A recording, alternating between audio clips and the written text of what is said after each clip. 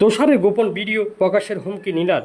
জাতীয় নাগরিক পার্টি এনসিপির যুগ্ম আহ্বায়ক সরওয়ার তোষারের গোপন ভিডিও সোশ্যাল মিডিয়ায় ছড়িয়ে দেওয়ার হুমকি দিয়েছেন একই দলের সাবেক নেত্রী নীলা ইসরাফিল।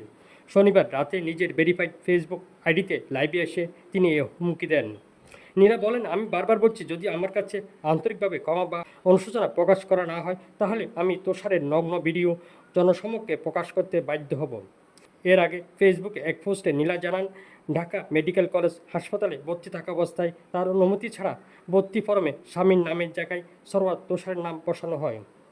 নীলার এই ফেসবুক পোস্ট সামনে আসার পর বেশ চড়েছেন সরওয়ার তোষার, দিয়েছেন কড়া জবাবও। নিজের ফেসবুক আইডি থেকে একটি পোস্ট করে জাতীয় নাগরিক পার্টি এনসিপির নেতা সরওয়ার তোষার লিখেছেন, নীলা ইসরাফিল মাথায় আঘাতপ্রাপ্ত হয়ে আমাদের অফিসে এসেছিলেন।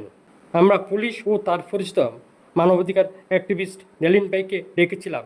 পুলিশের উপস্থিতিতে লেলিন বাই সহ আমরা তাকে হাসপাতালে ভর্তি করি। তিনি লিখেন, এই ভর্তি ফরমে কী লেখা হচ্ছে তা তখন খেয়াল করি নাই। এখন দেখা যাচ্ছে এটা সোশ্যাল মিডিয়ায় উদ্দেশ্যপ্রণীতভাবে সার্কুলেট করা হচ্ছে। তোষারের এই বার্তার পর গোপন ভিডিও প্রকাশের হুমকি দেন নীলা।